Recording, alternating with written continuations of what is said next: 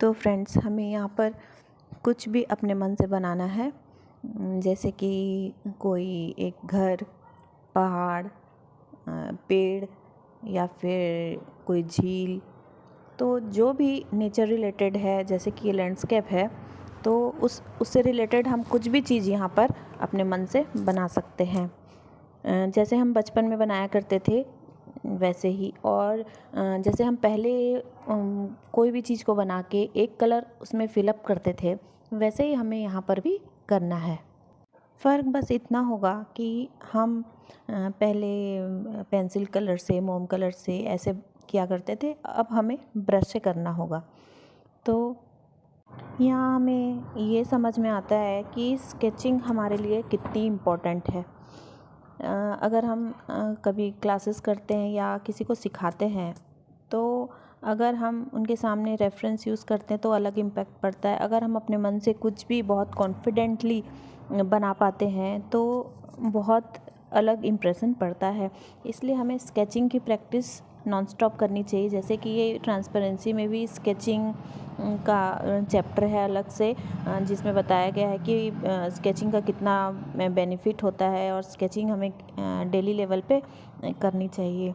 क्योंकि अगर हम जैसे जैसे स्केचिंग करते जाते हैं वो इतना कम टाइम टेकिंग होता है, हम रोज़ उसको कंसिस्टेंटली कर पाते हैं और रोज़ नए नए सब्जेक्ट लेते हैं और स्केचिंग करना चाहिए, जिससे हम कभी आगे चल के इमेजिनेशन से भी बना। पर हम पहले एक एक चीज़ को अपने एरिया के अंदर में कलर को फिल करने की कोशिश कर रहे हैं। तो यहाँ पर हमें वाटर को सही परिमाण में लेना होता है, क्योंकि अगर हम कम लेते हैं तो हमारा हाथ बिल्कुल भी फ्री नहीं चलता है, वो अटकता है और इवनली हम कलर फिल नहीं कर पाते हैं। तो हमें वाटर उतना ही लेना चाहिए जितना कि अब हमारे पेपर पे अच्छे से स्प्रेड हो।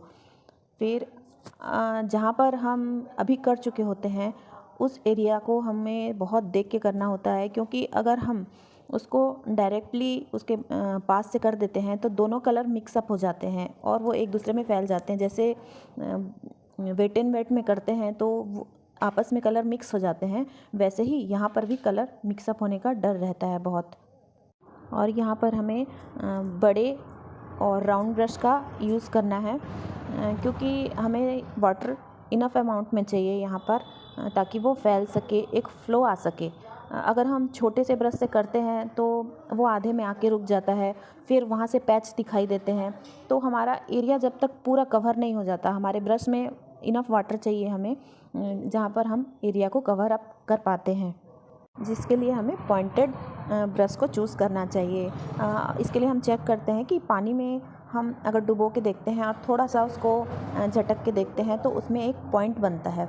तो उसी पॉइंट से हम हल्के हल्के हाथों से हर जगह कलर को स्प्रेड करते हैं। तो यहाँ हमें करना क्या होता है, हमें जहाँ पर हम स्टार्ट कर रहे हैं तो वहाँ से उस पानी को लास्ट तक पहुँचाना होता है उस ब्रश की टिप की हेल्प से। और इसी तरह हमारा जो एरिया रहता है वो हम अच्छे से फिलअप कर पाते हैं, क्योंकि अगर बीच में हम पानी को छोड़ देते हैं तो वो पैची सा दिखाई देता है। तो हमें पूरा वाटर को इवनली स्प्रेड करना होता है यहाँ पर, जिससे हमारा बहुत फ्लैट वैल्यू आती है। अगर हम ऐसे रिपीटेडली प्रैक्टिस करते हैं तो हमारे अंदर एक खुद ही एक सेंस डेवलप होता है कि हमें कितना अमाउंट में वाटर लेना है, हमें कितना अमाउंट में कलर लेना है, हमें कहाँ पर वाटर कम करना है और कहाँ पर जगह सूख रही है। जैसे कोई व्हीकल चलाते हैं, हम साइकिल चलाना सीखते हैं ना, तो शुरू में हम बहुत डर डर के चलाते हैं, हम बहुत लड़खड़ाते हैं, कभी गिर भी जाते हैं। लेकिन अगर जब हम सीख जाते हैं तो हम आँख बंद करके भी चला सकते हैं, हम किसी से बात करते हुए भी चला सकते हैं। वैसे ही ब्रश होता है कि हम जब इसके साथ कंफर्टेबल हो जाते हैं, बार बार प्रैक्टिस करते हैं, तो हमारे अंदर वो सेंस अपने आप आ जाता है कि हमारा हाथ अपने आप चलने लगता है। तो फ्रेंड्स, यहाँ हम कोई रियल पिक्चर नहीं बना रहे हैं, हम सिर्फ एक्सरसाइज कर रहे हैं, सिर्फ प्रैक्टिस कर रहे हैं कि अपने वाटर कलर को अपने डिसाइडेड एरिया के अंदर कैसे फिलअप कर सके। तो आप भी इस तरह के छोटी छोटी इमेजेस लेके प्रैक्टिस कर सकते हैं और अपने वाटर कलर को बहुत अच्छा बना सकते हैं। तो keep practising, have a good day.